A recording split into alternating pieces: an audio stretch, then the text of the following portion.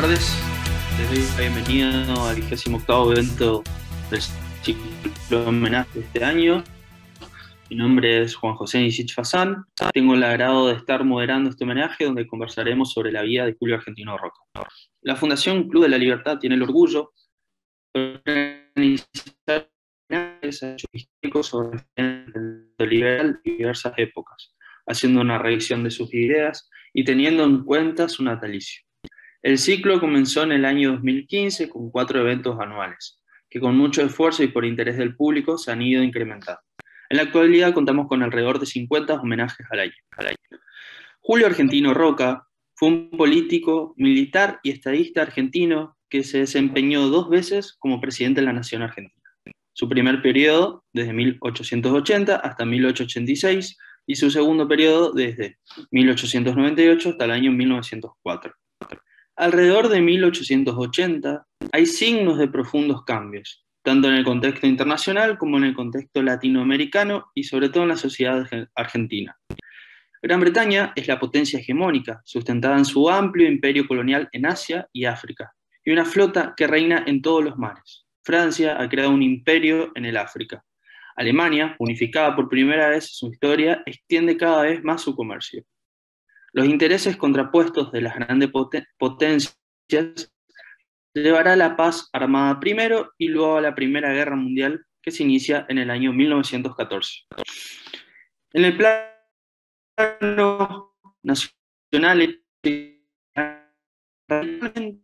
política de los argentinos, en el marco de la transición de una sociedad tradicional a una sociedad moderna. Signos de cambio se reflejan en manifestaciones a favor de una mayor participación política, como la formación de nuevas fuerzas políticas. Constituyen rasgos del periodo de la secularización de la vida argentina. La nacionalización cultural se sirvió tanto del predominio ideológico del laicismo como del propósito manifiesto de educar al soberano. Se refleja en el sistema educativo, a través de censos y la sanción de la ley número 1420, de educación primaria, obligatoria, gratuita y laica. Situó a la enseñanza primaria argentina entre las de mejor nivel del mundo. Fue una iniciativa del expresidente Domingo Justino Sarmiento, por entonces director del Consejo Nacional de Educación, quien consideraba que la educación es la principal herramienta democratizante de una sociedad. A la conducción centralizada del Estado se añade la cuestión crucial de identidad nacional, acompañado con el fenómeno que lleva consigo cambios de la estructura social, avanzando gradualmente hacia una sociedad cada vez más moderna y compleja. Procedido por Julio Argentino Roca, asuma el poder el 12 de octubre de 1880, iniciando el periodo denominado República Conservadora, que fue apoyado por una élite que integró la generación del 80. El general ministro de Guerra, que había dirigido las operaciones contra el indio en el sur y las operaciones contra las tropas de Buenos Aires, había solucionado 2 problemas centrales: las fronteras interiores y la capital. El nuevo presidente impulsa bajo su gestión el lema paz y administración, y lo explica al asumir: necesitamos paz duradera, orden estable y libertad permanente. La expansión económica, alentada por la inmigración constante, transforma gradualmente a la Argentina en el granero del mundo. A la original expansión del lanar sigue el de las carnes vacunas y luego la agricultura, maíz, lino y trigo. A la par se acrecienta la deuda externa. La nación se hace cargo de los empréstitos de las provincias, de las obras encarnadas por la ciudad de Buenos Aires, ahora federalizada. Los ferrocarriles siguen extendiéndose con importantes márgenes de ganancias. Las extensiones de la red son realizadas por el capital inglés. El capital nacional invierte en compras de tierras. Los grandes estancieros integran la sociedad rural, que velarán por la producción de materias primas que los comerciantes ingleses se encargarán de colocar en Europa. A la par se desarrollan la obra pública a gran escala y empresas vinculadas a los sectores agroalimentarios. Particularmente, los frigoríficos de capital mayoritariamente inglés comienzan a instalarse a partir de 1882. Se destacan entre las políticas adoptadas por Roca la unificación financiera, la ley número 1130 A de 1881, La sanción de códigos de fondo, como por ejemplo el Código Penal y el de Minería, la organización del gobierno municipal en la capital federal y la fundación de la ciudad de La Plata, capital de la provincia de Buenos Aires. También, a su vez, la sanción del registro civil. Decidió terminar con las últimas resistencias indígenas, ordenando la campaña al Neuquén y Río Negro, y la campaña de los Andes, así como las campañas finales.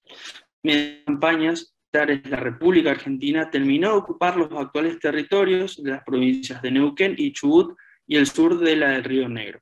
Las relaciones con Gran Bretaña alentaron a Roca a reiniciar los reclamos argentinos por la soberanía sobre las Islas Malvinas. Durante su segunda presidencia, reinició relaciones diplomáticas con la Sede. En 1902, su representante con ese país los llamados Pactos de Mayo. El mismo año, el canciller Luis María Drago inició una campaña para repudiar el ataque militar por parte del Reino Unido y el Imperio Alemán a la de Venezuela, estableciendo la doctrina Drago. En 1904, la Argentina dio la ocupación del establecimiento permanente del territorio antártico, al establecerse en las Islas Orcadas del Sur. Durante el periodo, la cuestión social se volvió relevante. Se produjo un auge del naciente movimiento obrero argentino. Se opone a la ley Sanz Peña que reformó el sistema electoral. En el día de hoy celebramos el natalicio de una de las figuras más relevantes de nuestra historia. Paso para este homenaje a presentar a los oradores. Contamos con la participación de los siguientes disertantes. Lo tenemos a Ezequiel Laguna, nacido en San Antonio de Padua, Buenos Aires, en el año 1982, graduado en el Instituto de Enseñanza Superior número 1, doctora Alicia Morau de Justo, de la ciudad de Buenos Aires. Actualmente es profesor en distintos colegios de las ciudades de Santa Rosa y Toay, en la provincia de La Pampa. Le sigue Gustavo Wahlberg, licenciado en Economía, profesor titular de Derecho y Economía en la Facultad de Ciencias Económicas, UNT, miembro del Consejo de Administración de la Fundación Federalismo y Libertad. Y el último disertante, David Rey, periodista, director del portal davidrey.com.ar, periodismo para periodistas, y es además miembro de la Junta Directiva del Thomas Jefferson Institute for the Americas. Antes de darle la palabra a Ezequiel, mientras los disertantes van exponiendo sus ideas, los oyentes pueden ir dejando sus preguntas, inquietudes aquí en el chat, y en el final de sus exposiciones se abre un conversatorio para que los oradores puedan responderlas. En referencia a los tiempos de exposición, cada orador va a tener 15 minutos. Así que bueno, Ezequiel, cuando quieras, la palabra toda tuya. Bien, buenas tardes para todos. Voy a introducir al general Roca como hombre de armas, como militar. Roca es un hombre singular y un momento muy puntual así lo atestigua. El historiador entrerriano Selomar Argachá rescata una vieja tradición oral que aún se conserva en el histórico Colegio del Uruguay, que surgió de la forma que sigue. El joven Julio Argentino Roca fue becado por el general Justo José de Urquiza y alojado en el internado que funcionaba en dicho establecimiento. A los estudiantes internos se les permitía salir del colegio a pasear y visitar amigos, pero debían indefectiblemente regresar antes de las 21 horas al instituto, ya que hacerlo con posterioridad era motivo de severas sanciones. Una noche, el alumno Roca regresó después de dicho horario y se encontró con la puerta del establecimiento educativo cerrada. El tucumano golpeó reiteradamente el gran portal y el sereno, entreabriendo el mismo, le informó que no lo podía dejar entrar, reprochándole la gravedad que significaba dicho retardo. Además, Roca sabía que debía quedarse en intemperie toda la noche, o molestar a la familia de algún amigo externo, y, además, soportar al día siguiente la severa reprimenda de las autoridades del colegio y la posibilidad cierta de perder la beca. Ante la desesperación, sacó de su bolsillo una moneda de oro y, mostrándosela al sereno, le dijo que se la entregaría a cambio de que le permitiera el acceso. Andrés Truco, conocido como Vizcacha, portero sereno del establecimiento, Después de meditar un momento el ofrecimiento, tomó la moneda y lo dejó ingresar al colegio. Una vez en el interior, el joven Roca, tocándose la cabeza, le dice a Vizcacha que se había olvidado el chambergo, el sombrero, sobre uno de los bancos de mármol que antiguamente se encontraban en la vereda, a cada lado de la puerta principal, pidiéndole por favor se lo alcance. Cuando el sereno salió al exterior del establecimiento, Julio Argentino Roca cerró inmediatamente la pesada puerta, exigiéndole para abrirla la devolución de la moneda que hacía solo un momento le había entregado, ya que de lo contrario quedaría fuera, debiendo atenerse a la sanción y quizá despedido por estar en la calle durante el horario de trabajo, habiendo dejado a los alumnos completamente solos por la noche. Vizcacha le devolvió la moneda y Roca le permitió pasar al interior del establecimiento. Y fue en ese momento que Andrés Truco lo bautizó diciéndole: eres un zorro, mote que le quedó para toda la vida. De acuerdo a su foja militar de servicios, Julio Argentino Roca hizo sus primeras armas en las guerras civiles entre el Estado de Buenos Aires y la Confederación Argentina. Ingresó al ejército argentino a los 15 años de edad. Sin embargo, continuó con sus estudios en el Colegio de Uruguay, participó en las acciones de Cepeda en 1859 y Pavón en 1861. En esta última batalla impresionó al general Justo José de Urquiza al negarse a retroceder con la posición ya perdida y continuar disparando sus cañones hasta agotar munición. También luchó contra Ángel Vicente Peñalosa y sus montoneras. En plena guerra con el Paraguay, en la primavera de 1866, fue parte de la derrota de Curupaití. Allí, el joven mayor Roca tuvo que obedecer a regañadientes la orden de retroceder, luego de un frustrado intento argentino de asaltar las trincheras paraguayas. Fue el único oficial que no resultó herido en esa batalla catastrófica para las fuerzas argentinas y brasileñas. Su desempeño generó un muy buen concepto en el presidente y generalísimo de las fuerzas aliadas, el Bartolomé Mitre. El joven Roca continuó en acción contra los distintos caudillos provinciales que aún quedaban, como los Sá en San Luis, Varela en Catamarca y López Jordán en Entre Ríos, siendo este último al que derrota de manera decisiva, obligándolo a huir hacia el Imperio del Brasil, en la batalla de Ñembe. En la poco conocida Revolución de 1874, al derrotar al jefe de los rebeldes, el general José Miguel Arredondo, empleando una estrategia muy simple: flanquear a su adversario en horas de la noche para después atacarlo por la retaguardia. El triunfo fue total y un hito clave en su carrera militar. Nombrado general con apenas 31 años de edad sobre el mismo campo de batalla por orden del nuevo presidente del también tucumano Nicolás Avellaneda, quien lo dejó así plasmado en un telegrama para la posteridad. 1000 felicitaciones. Quedáis reconocido como general de los ejércitos de la República. Tras dicha revolución fue destinado como comandante de frontera en la zona de Río Cuarto, Córdoba, y más tarde extendió su tarea al sur de las provincias de San Luis y Mendoza. En esta última misión madura el plan que lo llevará a la presidencia de la República: la solución al problema con los indios por medio de la conquista definitiva de la Patagonia y la apertura de todas sus tierras para la colonización, con el respaldo de Avellaneda, del cual será ministro de Guerra y Marina. La conquista del desierto fue un cierre para una destacada carrera militar, mas no en forma definitiva. Sucesivas expediciones a la Patagonia también revistieron un carácter científico, además del propiamente militar.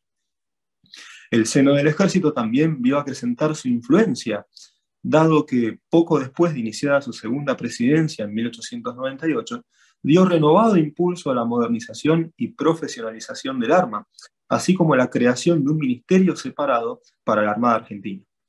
Así fue como el general Roca tomó debida nota de los crecientes cambios en la organización de los ejércitos europeos, que echaban mano de la conscripción para materializar la doctrina de guerra de masas o guerra de las naciones, para disponer de ingentes cantidades de ciudadanos soldados llamados a filas en caso de conflicto. Así es que su ministro de guerra, el general Pablo Ricchieri, presentara la ley que lleva su nombre ante el Congreso Nacional, la cual efectivamente así se sancionó en el año 1900.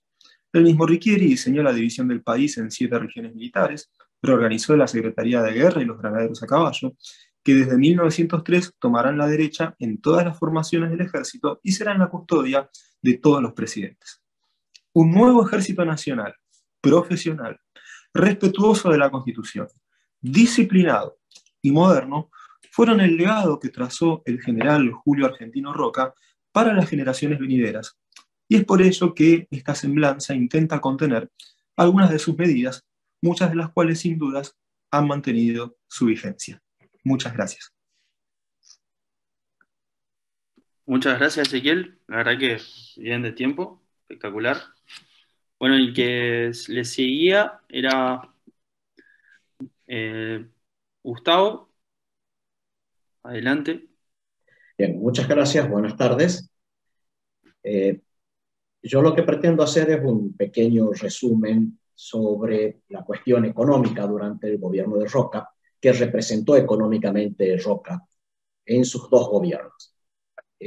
Una forma es simplemente resumirlo con algo que, por supuesto, es incompleto, es imperfecto, pero uno podría decir que fue un presidente de las externalidades positivas, o un presidente que trató de que se cumpliera la Constitución, que en realidad son dos sinónimos.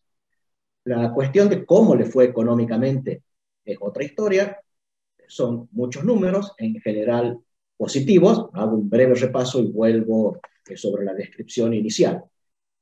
Por ejemplo, podríamos decir que el Producto Interno Bruto del país en su primer gobierno creció un 81%, o que en su segundo gobierno creció un 37%, así como que la inflación en ambos gobiernos fue prácticamente cero.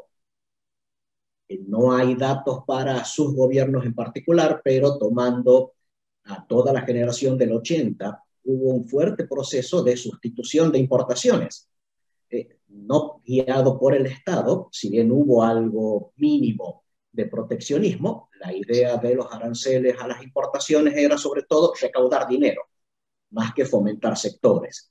Aún así, computando producción nacional sobre el consumo doméstico, y es un valor de poco más del 70% hacia 1914, lo que indica un alto grado de sustitución de importaciones en realidad. En cuanto a red ferroviaria, su primer gobierno implicó una expansión de más del 130%, en su segundo gobierno de un 25%. Ahora bien, hay aspectos que uno hoy podría decir que son negativos, ya vamos a ver si están así, como es el resultado fiscal. En general, el resultado fiscal de ambos gobiernos de Roca y de la inmensa mayoría de los periodos de la generación del 80 fue negativo. Sobre todo el llamado resultado secundario, el que computa también la cuestión financiera. ¿Por qué? Porque se financiaron mucho con deuda. En el primer gobierno de Roca el financiamiento fue bastante parejo entre deuda interna y deuda externa. En el segundo gobierno hubo un gran avance o una gran proporción de deuda externa. Sin embargo, en su segundo gobierno la magnitud de la deuda pública fue disminuyendo comparativamente.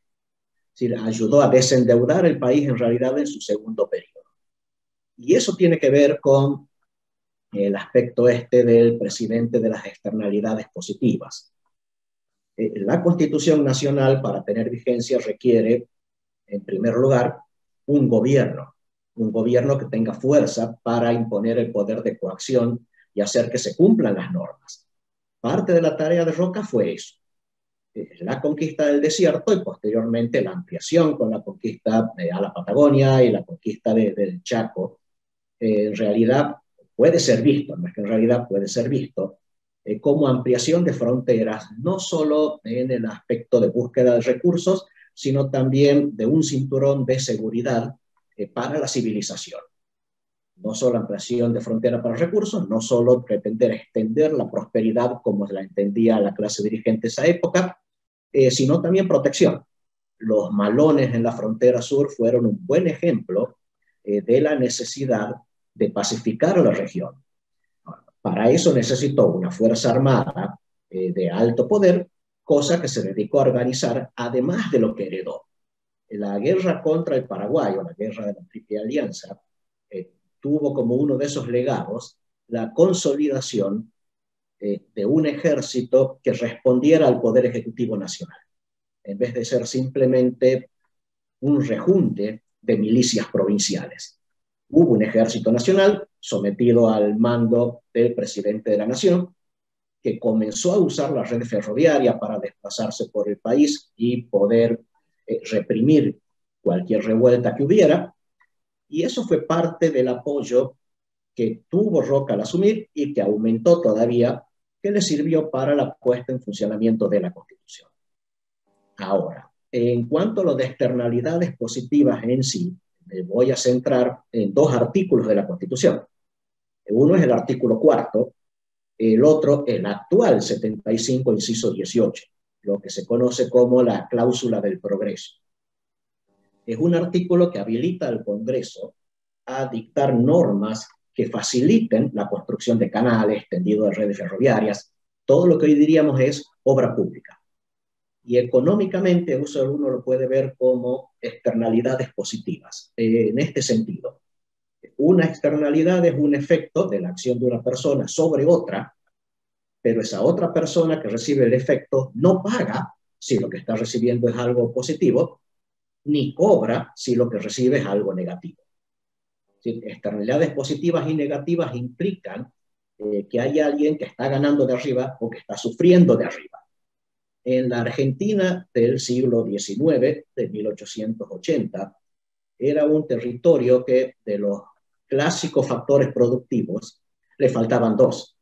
Los clásicos son tierra, trabajo y capital. A la Argentina le faltaban trabajo y capital. Había que atraerlos. Entonces, claro, uno puede plantearse por qué alguien iba a venir de Europa a miles de kilómetros de distancia a vivir en Argentina o a invertir en Argentina. En ese sentido, el ciclo de las commodities no es una buena explicación.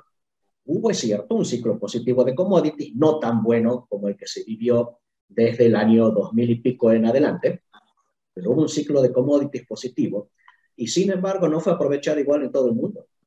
Ucrania era una pampa húmeda a las puertas de Europa, y sin embargo las personas no emigraron a Ucrania y los capitales no se instalaron en Ucrania, a pesar que era igual de productivo en lo que podía ser granos como nuestras pampas. Había una diferencia importante: el estilo de gobierno, el marco institucional.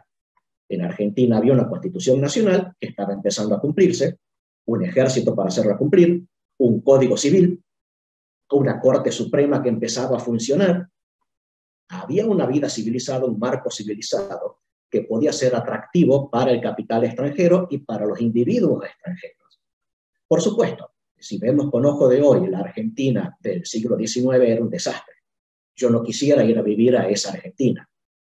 Pero viendo la Argentina del siglo XIX con los ojos del siglo XIX, en realidad era algo que podía ser muy civilizado, podía ser una gran promesa, y por eso atrajo el flujo de inmigrantes y el flujo de inversionistas que tuvo. ¿Cómo se logró? Con el inciso 18 del artículo 75. ¿Sí? Hay que invertir en obra pública. ¿Por qué? Porque está el potencial del negocio, pero falta conectarlo al negocio. La pampa húmeda puede producir granos, pero hay que trasladar el grano al puerto. Nosotros no teníamos ni la producción de grano, ni las vías de transporte, ni el puerto para sacar la producción. Y por supuesto, nadie iba a ir, por ejemplo, a producir en la pampa húmeda si no tenía cómo sacar el producto. De la misma manera que nadie iba a tender una vía férrea si no tenía que conectar. La tarea de Roca y de la generación del 80 fue construir las condiciones para que esas externalidades positivas se manifestaran en inversión privada. Y para eso hizo falta tomar deuda. El gobierno nacional no tenía un ahorro propio suficiente para financiar las obras. Necesariamente el gobierno nacional se endeudó. No es nada extraño, pero lo hizo cumpliendo la Constitución. El artículo 4 de la Constitución es el que dice que la deuda pública debe ser usada solo para empresas de utilidad nacional o para emergencias. Entendiendo empresas de utilidad nacional algo que tenga un gran valor social, como por ejemplo, tendido de vías férreas, construcción de puertos, lo que hoy diríamos obra pública, inversión pública, que el Estado tome deuda para aumentar el capital de la Argentina tiene sentido. Que tome deuda para pagar sueldos, no. Por supuesto, dado que el dinero es un fungible, uno podría haber tenido dinero para invertir y sin embargo tomar deuda y de todas formas tomar empleados. Pero claro, el punto sería que verificar si lo que se invierte es como mínimo igual a lo que se tomó de deuda. Si no, se estaría violando la Constitución, que creo que es algo bastante claro con respecto a ese artículo, por lo menos en la actualidad. La situación de las finanzas de Roca, entonces, es una situación que responde al objetivo de construir un Estado nacional y de construir las condiciones para que el emprendedor privado pudiera venir a aprovechar los recursos del país y el país aprovechara todo ese movimiento de personas y capital privado. Y un último punto, para no correr riesgo de excederme con tiempos, con respecto a la cuestión monetaria, hay algo muy interesante. En 1881, como decía el presentador inicial, se aprueba una ley para unificar la moneda del país. En esa época se usaba cualquier tipo de signo monetario, incluyendo, tal como está pasando ahora también, pesos bolivianos, que tenían buena aceptación en el norte del país. Se unifica el dinero. ¿Por qué se lo hace? Hay dos motivos económicos que pueden explicarlo. Uno es disminuir costos de transacción. Cuando la unidad monetaria es única, es más fácil hacer los cálculos, es más fácil hacer las transacciones, se dinamiza la economía. El otro motivo es la facilidad para la toma de crédito por parte del gobierno. Si hay una sola moneda, el gobierno puede tomar crédito en una moneda y aplicarla al gasto interno sin generar más fricciones en el movimiento de mercado.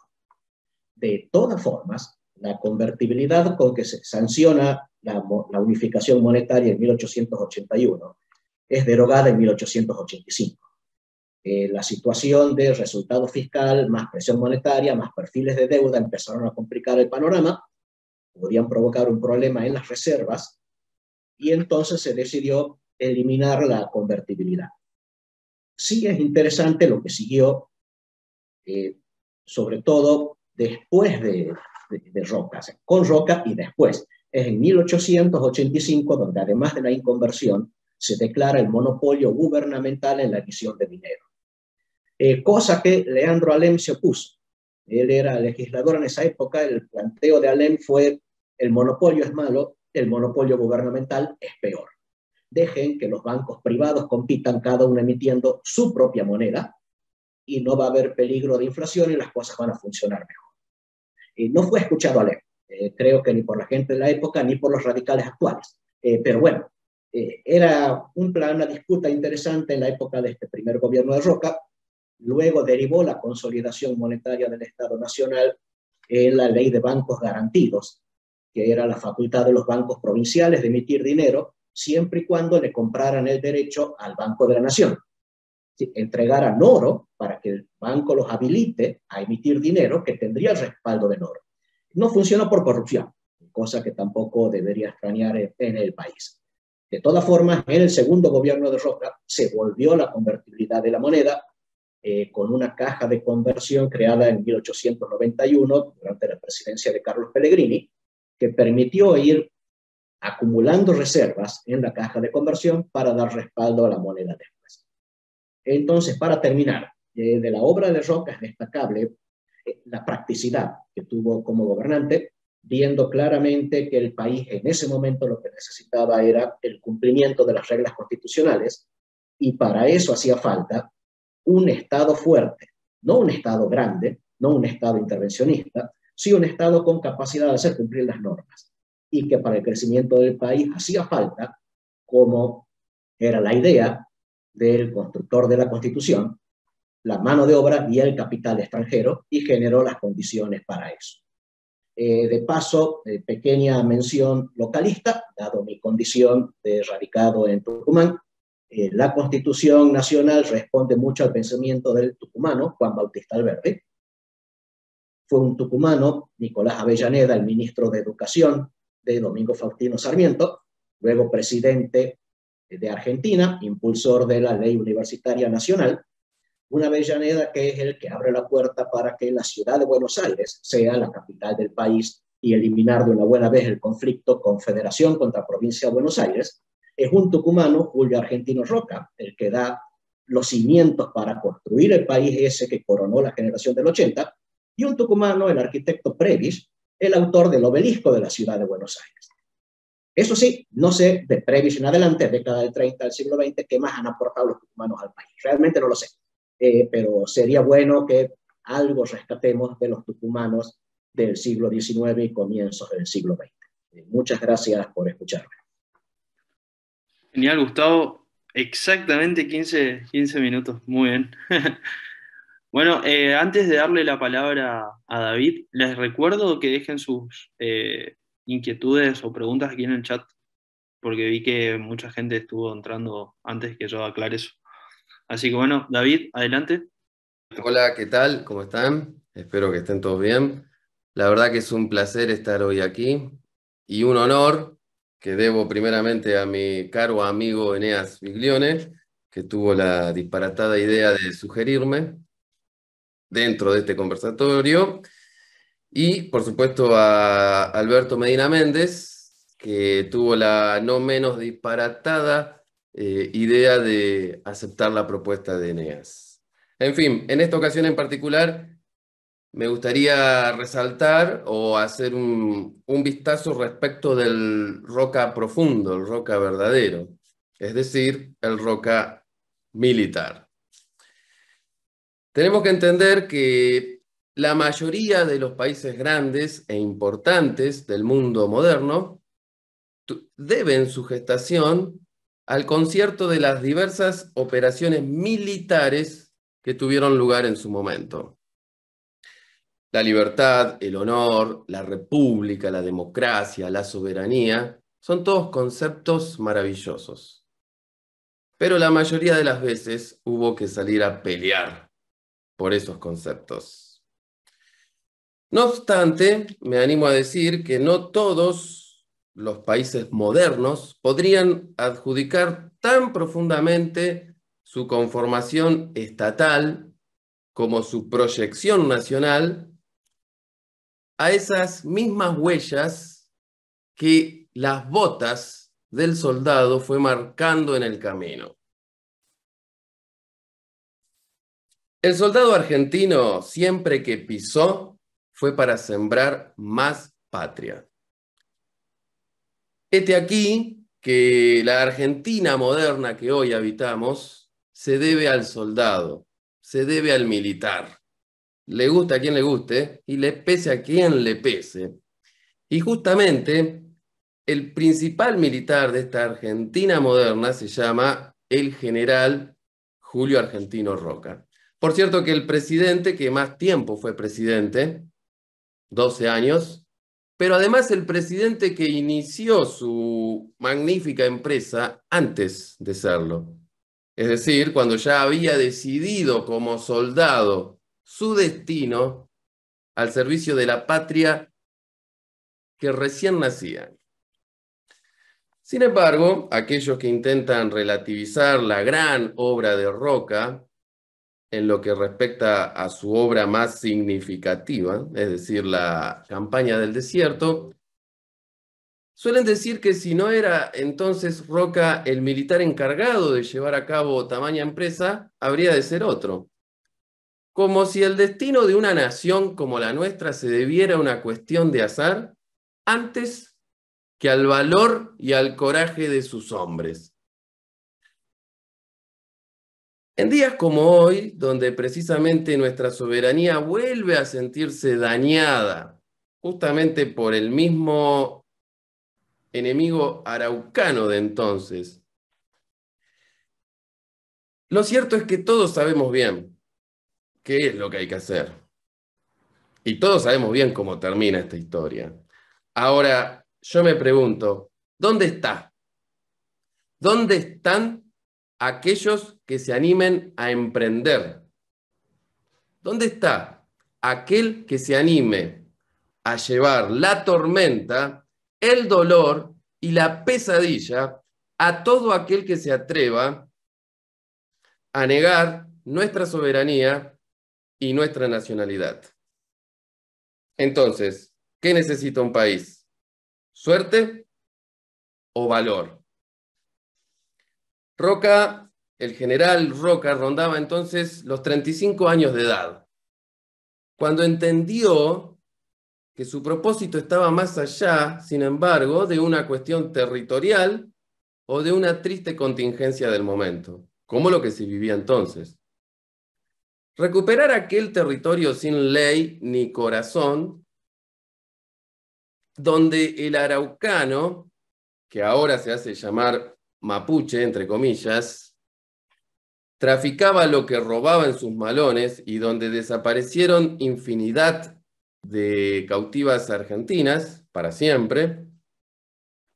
La empresa también significaba unificar y cohesionar ese incipiente sentir nacional, acaso hasta el momento todavía distraído en los rescoldos de recientes guerras civiles. Solo Malvinas, podríamos decir, luego en el tiempo, pudo equiparar tamaña empresa, es decir, la de unir a todos los argentinos.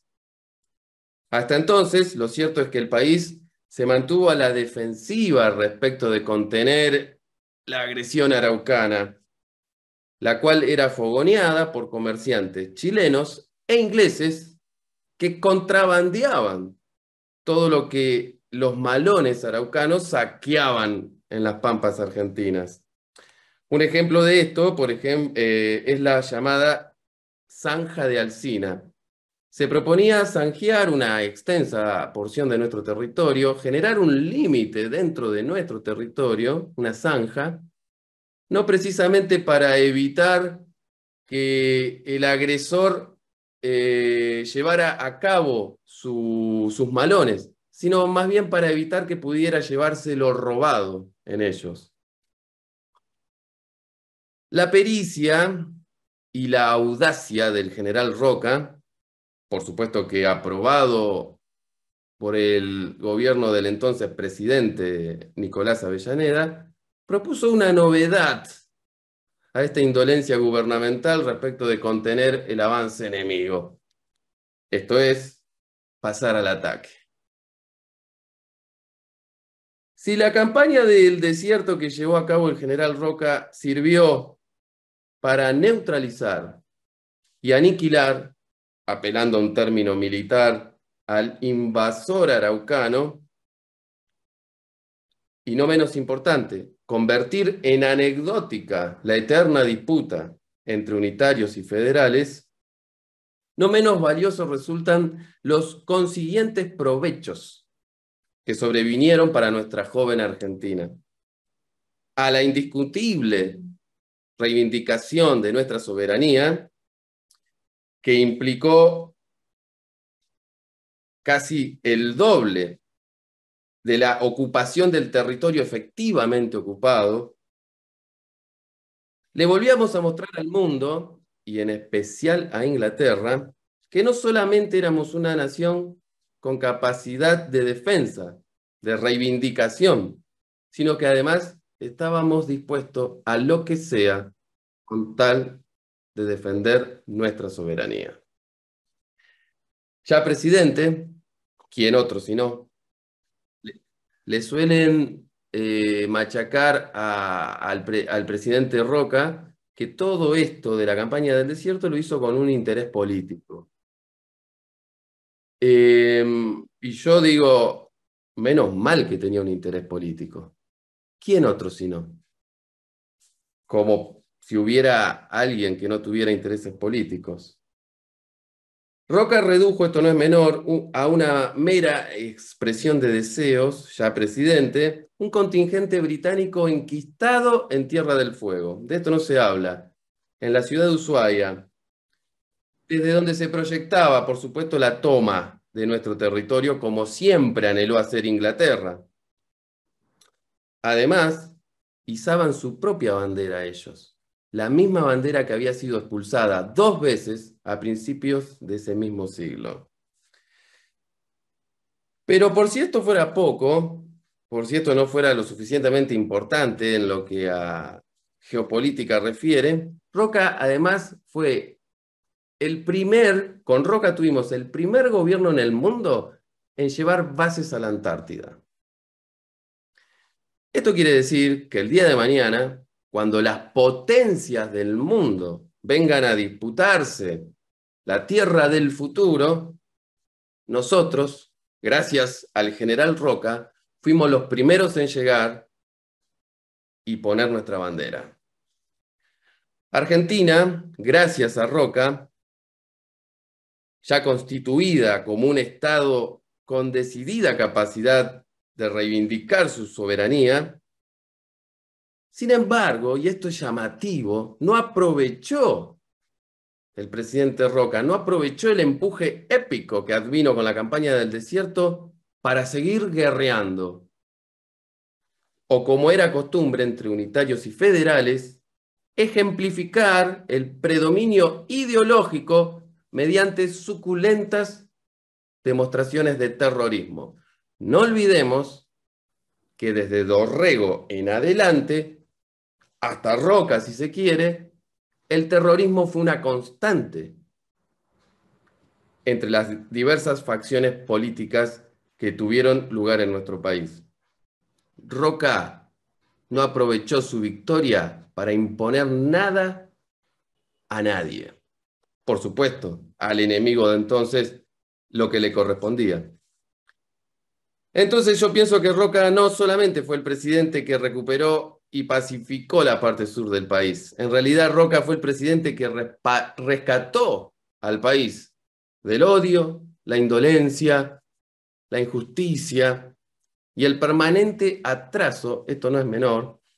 Roca recuperó a Argentina del permanente atraso al que todas las naciones hispanohablantes estaban sometidas, curiosamente, desde sus relativas independencias. Todas ellas gestionadas desde Londres.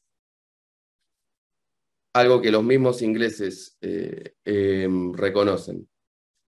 Con Roca, otro dato relevante entre las cosas que hay para destacar, el registro civil dejó de ser un menester de las parroquias, porque antes a los argentinos se los anotaba en las parroquias, y pasó a ser un asunto de Estado. El mismo Estado que durante tanto tiempo peleó por una constitución sí o una constitución no, cuando ni siquiera había un registro de los habitantes que habrían de cumplir esa constitución. El ciudadano comenzó a registrarse entonces como en cualquier país civilizado en el mundo.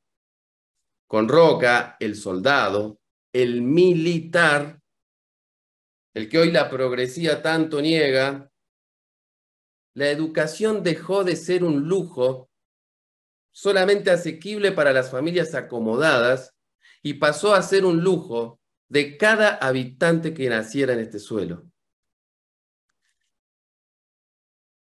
La ley 1420 de enseñanza pública y obligatoria no fue un logro del cacareado Sarmiento.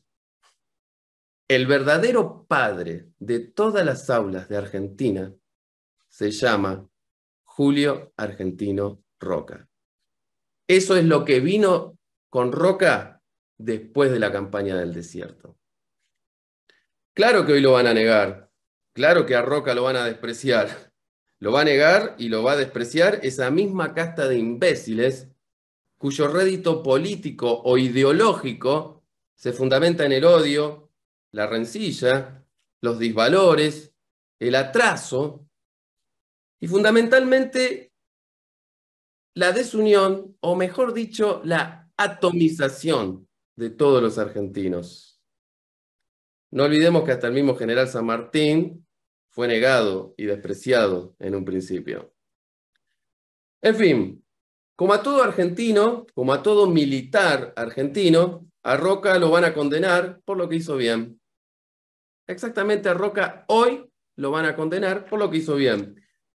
Le van a desfigurar las virtudes al extremo de tornarlas ridículas, le van a agrandar los defectos al punto de tornarlos demoníacos, Y yo digo, incluso hasta se han formulado escuelas de pensamiento en virtud de aquellos errores que lógicamente habrían de tener lugar. En definitiva, al general Julio Argentino Roca, al padre de las aulas en este país, le van a reprochar que no haya sido perfecto. Gracias a Roca, sin embargo, Argentina pasó de ser un país hecho con trapos a ser una de las naciones más alfabetizadas en el mundo. De hecho, fuimos la más alfabetizada.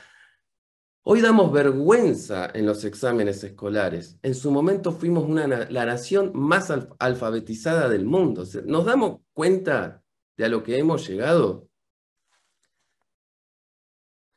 Al extremo de ser este bendito país un polo cultural indiscutible y que durante mucho tiempo nos tuvo a los argentinos muy, pero muy por encima del resto de las naciones hispanohablantes. Pasamos de ser un gaucho escapando de la justicia en el desierto a ser un caballero cuya erudición y cuya formación fueron parangones de toda una época. Y hay algo más importante todavía que esto. Este cambio, esta metamorfosis, sin implicar absolutamente ningún desprecio hacia nuestras raíces. ¿Acaso quién veneró más al Martín Fierro que el propio Jorge Luis Borges? ¿Y qué Borges hubiera sido posible en este país si este país no hubiera sido bendecido por el sable del general Julio Argentino Roca? Roca, indiscutiblemente un prócer para este país, nos da la posibilidad de observarlo, sin embargo, sin esa lupa de romanticismo o exageración propio de toda aquella que se observa a través del tiempo. Esto no es menor. Tenemos a un Roca con sus aciertos y sus desaciertos, sus convicciones y sus flaquezas. Tenemos a un Roca humano que hoy nos permite reivindicarlo y cuestionarlo. Un hombre que no nos exige esa devoción ciega, ese fanatismo atroz al que estamos acostumbrados en este país. Pero un soldado que sin lugar a duda nadie le puede negar el amor que sintió por esta tierra, todo lo que hizo por este país y todo lo que todo hombre de bien le debe para siempre. Por último, sería yo deshonesto conmigo mismo, y también lo sería con ustedes, y de mi parte entiendo que flaco favor le haría yo a la memoria del general Julio Argentino Roca, si no considerara que si Roca hoy estuviera vivo, estaría muriéndose en una cárcel en función de un juicio mendaz y de una condena tan estrafalaria como ilegal. Tal como ha ocurrido y tal como sigue ocurriendo con los más de 3.000 militares que han sido víctimas y que han sido juzgados, detenidos e incluso asesinados en el marco de los mal llamados delitos de lesa humanidad. Recordar al general Roca, para mí, uno de los más ejemplares soldados que esta patria dio, sin mencionar el genocidio actual en torno a los presos políticos argentinos, me resultaría vacío en el sentido de que esto último que estamos viviendo, hace 10, 15 años, realmente implica una afrenta, no solo al recuerdo del general Roca, sino al recuerdo, a la memoria de cualquiera de todas esas personas que brindaron sus esfuerzos en función de un país con justicia y libertad que hoy, sistemáticamente, llámese como se llame, ese enemigo pretende destruir. Hoy el recuerdo de Roca debe movilizarnos una vez más a repensar cómo debemos honrarlo mejor ¿Y qué postura debemos tomar cuando la patria está en peligro? Nuevamente, la pregunta de antes. ¿Qué necesita este país? ¿Suerte o valor? En el recuerdo ardiente del general Julio Argentino Roca, podemos contar con una respuesta y un espejo donde encontrarnos. Suerte es lo que precisa el débil para no ser arrastrado por la resaca de los tiempos. Valor es lo que combustiona en el corazón del fuerte y lo que lo empuja irredimiblemente a construir su propio destino. El mismo que hoy cada argentino está llamado a defender más que nunca. Muchas gracias. Muchas gracias, David. Bien con el tiempo. Bueno, como dijimos, veníamos diciendo ahí también en el chat, si quieren dejar sus preguntas, serán bienvenidas. Para participar de todas las preguntas, tienen que ser realizadas de forma escritas, y como esto no es un debate, es un conversatorio, solamente responderán los disertantes, así que solamente por el chat. Bueno, yo anoté algunas acá. La primera que dice Martín Benítez, dice, ¿qué pasó con la ley de residencia que expulsaba a aquellos extranjeros que delinquían en nuestro país? ¿Cualquiera de los tres? Me levante la mano si quiere contestar.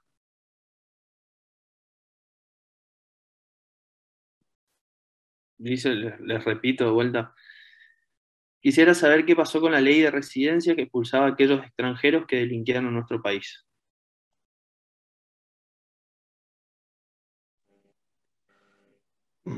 Y apuntaba a los ataques anarquistas que estaban en ascenso en esta época y se buscaba ponerle un freno. Entonces se aplicó esta norma que salió por una ley del Congreso.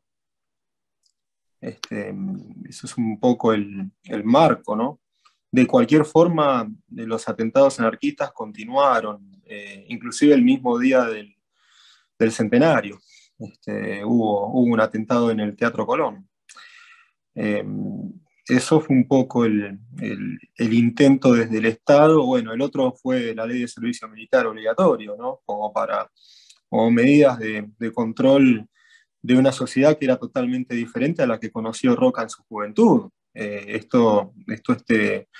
También es muy impactante cómo Roca crece en un medio semisalvaje y de todas maneras encuentra la lucidez necesaria como para propiciar un cambio social. Ya no importa si ese cambio social se hizo desde una élite o lo que fuera, pero la idea de cambio estaba.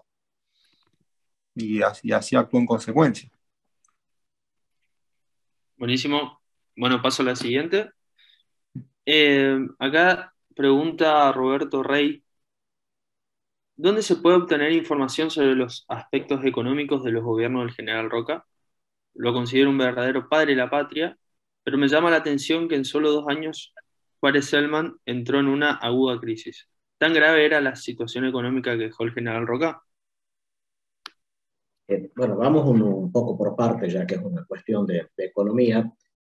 Buena información hay en el libro muy famoso de Lach y Gerchunov, El ciclo de la ilusión y el desencanto, que es un libro esencialmente descriptivo.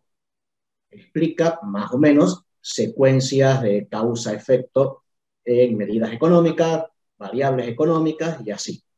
De modo que la interpretación ya requiere mucho de cada uno. Roberto Cortés Conde es otro historiador económico que ha trabajado en el siglo XIX también, incluso ha hecho buenos intentos de reconstrucción de indicadores de actividad económica y fiscal. Así que puede apelarse a textos de Cortés Conde también para buscar información. Ahora, con respecto a la crisis y Juárez Selman, hay que considerar, creo, al menos 2 cosas. Por una parte, en Argentina no había un mercado de capitales consolidado, no había una organización financiera muy clara, muy moderna, recién se estaba armando el país, se estaba armando la economía, se estaba modernizando, había mucho de experimentación.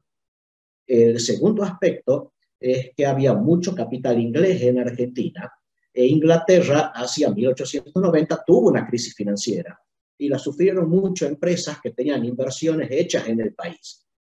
Por lo tanto, lo que hubo ahí fue una repercusión.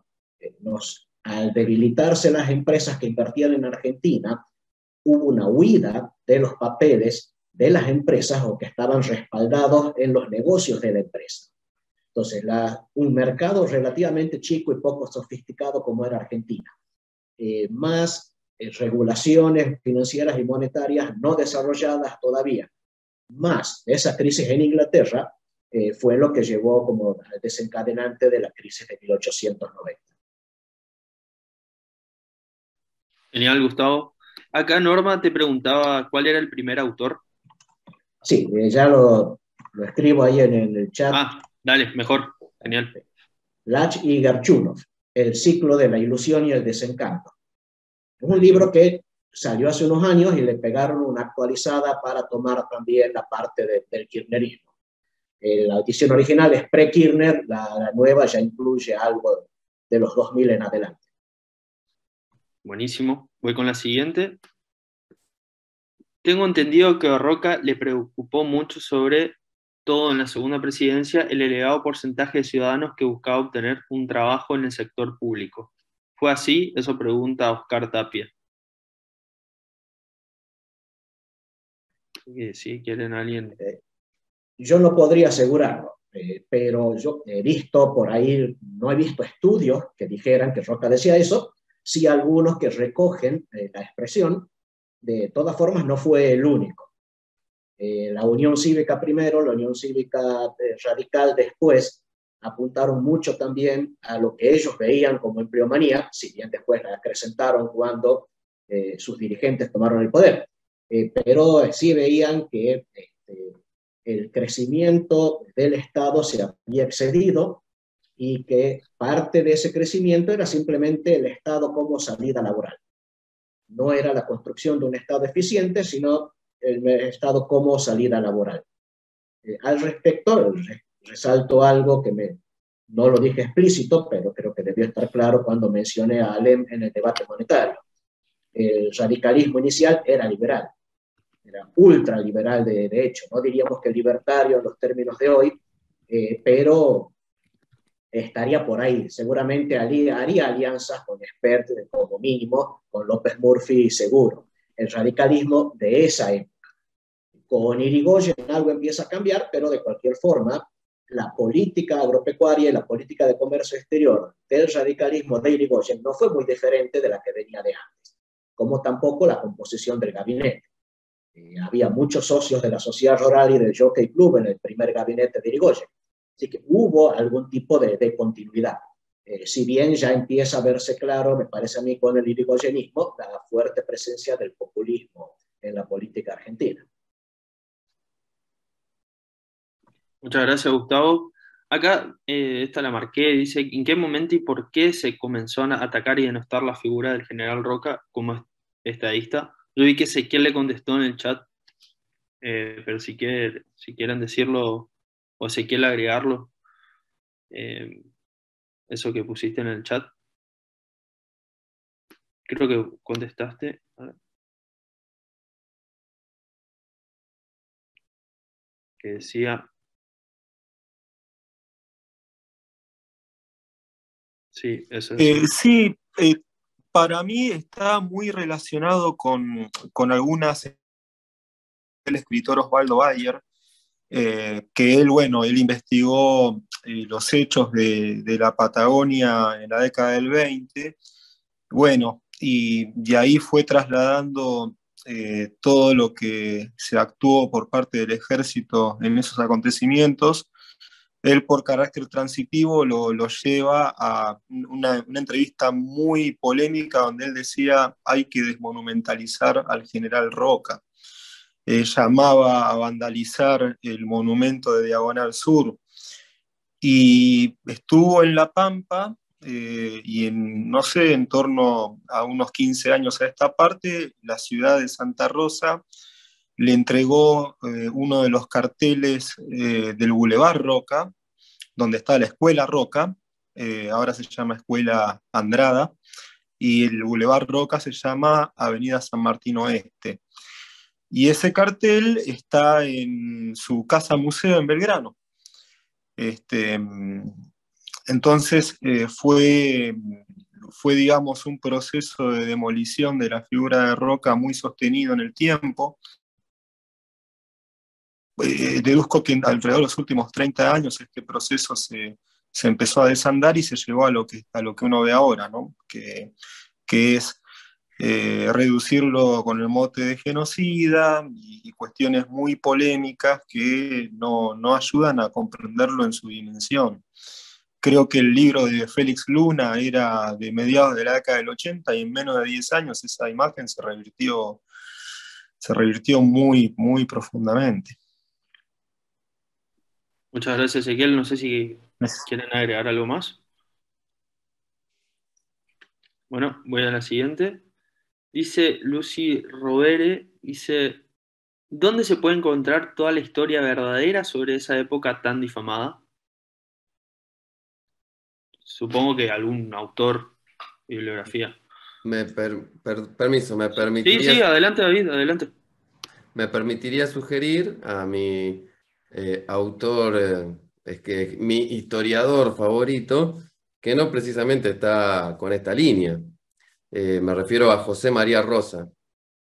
Recomiendo encarecidamente los tomos de Historia Argentina de José María Rosa, aunque sea para empezar a tener un conocimiento verdadero de lo que ocurrió en nuestro país desde sus orígenes. Luego, lógicamente, yo siempre digo, hay que observar las cosas con la propia lupa, ¿no? Y siempre remitidos a un contexto, al contexto de los hechos en sí. ¿Qué pecado es analizar con una valoración actual hechos que ocurrieron hace 100, 150 años, cuando los valores, la situación era muy distinta a la actual? Así que bueno, por supuesto, también Félix Luna, que escribió un libro sobre Roca maravilloso, novelado, Soy Roca se llama, lo recomiendo encarecidamente, sobre todo para conocer su costado como militar. Pero si realmente querés un conocimiento más profundo, recomiendo un autor revisionista como José María Rosa. Buenísimo, David. ¿Los demás expositores, alguno quiere agregar algún autor más? Bueno, Sí, ahí hay sí. en el chat, pero aparece algo como mensaje directo, así que no sé si lo estoy leyendo solo yo o está en general, pero son otros muy buenos autores, como Natalio Botana, Ezequiel Gallo o Cortés Conde, que también había mencionado yo hace un poco. Roberto Aleman es otro autor interesante que ha hecho para historia económica, ya no la parte de historia política. Sí, David. Perdón, permiso, Sí. quiero agregar, acá leo algo que me duele, pero me pone contento al mismo tiempo. Dice en el grupo, ¿no? Dice, denostado Roca, pero el Che es un héroe. ¿Cuánta razón que tiene? Pero esto habla bien de Roca, porque justamente la gran mayoría de los presidentes, dictadorzuelos que tuvimos, ¿qué es lo que siempre pretendió? Figurar en el bronce, garantizarse un lugar en el bronce. Hoy, si la gente cuestiona a Roca, si nosotros mismos cuestionamos a la persona que estamos reivindicando en realidad, eso habla bien de la clase de persona que fue Roca. No impuso nada. Trajo el sentido común a su presidencia. Y todos aquellos que le van a reprochar algo a Roca, acuérdense que Roca fue el militar encargado de traer las ideas que estaban en boga en ese momento. Así que, bueno, sí, tiene razón. Roca hoy es denostado, pero ¿por quiénes? Pero habla bien de que Roca pueda ser sometido al cuestionamiento. Los otros Perón, el Che Guevara, Kirchner, son todos vistos como locos, aquellos que pretendan decir algo en contra de ellos. A Roca sí se lo puede criticar. Buenísimo, buenísimo, es muy bueno. Acá también hay otra pregunta que es para David, que dice, ¿qué vínculo tiene su ponencia con la visión indigenista que dice que los pueblos originarios vivían en enorme paz y amor antes de la llegada de los españoles? No, es que, a ver, en rigor, los pueblos originarios vivían en paz y amor antes de la llegada, sí, es verdad. Después teníamos otros pueblos originarios que que no vivían ni en paz ni amor, vivían haciendo la guerra. Tenemos los pueblos originarios que fueron amigos de los españoles, del criollo, y después tenemos los otros pueblos que hacían la guerra. Incluso durante las guerras de la independencia hay muchos pueblos que estuvieron del lado realista.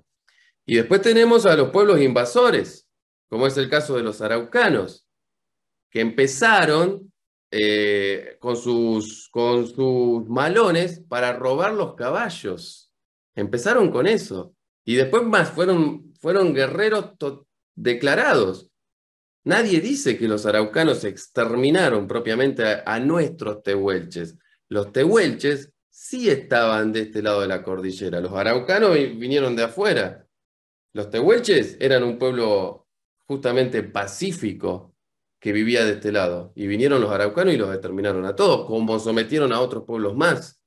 En fin, toda persona que hoy dice que los pueblos originarios antes de nosotros, entre comillas, vivían en paz y amor, tiene relativa razón, porque después había muchos pueblos que estaban siendo sometidos, incluso exterminados, por pueblos que no eran para nada amigables. Y bueno, gracias al general Roca, primero gracias al brigadier Rosas, en la primera campaña del desierto, se los neutralizó, y después se los neutralizó definitivamente a los malos, no a los buenos, a los malos, con la segunda campaña del desierto, comandada por el general Julio Argentino Roca. Buenísimo, David. Ezequiel o Gustavo, ¿quieren agregar algo más? Lo vamos cerrando. Sí, un pequeño agregado. Hay mucho en América en general, no solo en Argentina, del mito del buen salvaje. Cuidado, hubo de todo. Hubo muchos pueblos en Argentina que se aliaron con los españoles porque los españoles eran defensa contra otros pueblos que venían de la zona de Paraguay o Brasil a saquearlos a ellos. Felipe Piña es uno de los grandes divulgadores de esta posición. Uno es el único, confieso, el único libro que leí. Después de haberlo leído, digo, no vale la pena leerlo. Este tipo, de los mitos de la historia argentina, el primer tomo, donde prácticamente plantea que los pueblos que estaban aquí antes de la llegada de los españoles vivían en armonía con la naturaleza y que el español fue el que trajo la destrucción ambiental. Claro, se olvida de dos detalles. ¿Cuántos pueblos oprimidos por pueblos malvados deben toda gratitud a los españoles? Y sí, por supuesto. Claro, pero Piña, digo, olvida varias cosas. Claro. Una de ellas, había pueblos aquí que eran tan pequeños que no tenían capacidad de afectar a la naturaleza. No es que vivían en armonía con la naturaleza, estaban sometidos a la naturaleza. Y después se olvida de la historia de los mayas. Los mayas terminaron desapareciendo por el desastre ambiental que ellos provocaron, con la tala indiscriminada de la selva a su alrededor y los métodos antiecológicos para producir cal y pintar sus pirámides. Y que no es tan así como lo pintan. Creo que el mito del buen salvaje le hace mucho daño a la valoración de qué es realmente una cultura civilizada. Y además no observan la época en el contexto de la época, que es lo más importante del mundo, y sorprende que justamente haya historiadores que omitan esa cuestión, ¿no? Buenísimo, buenísimo. Muy claro todo. Bueno, vamos cerrando. Le agradecemos a los oradores.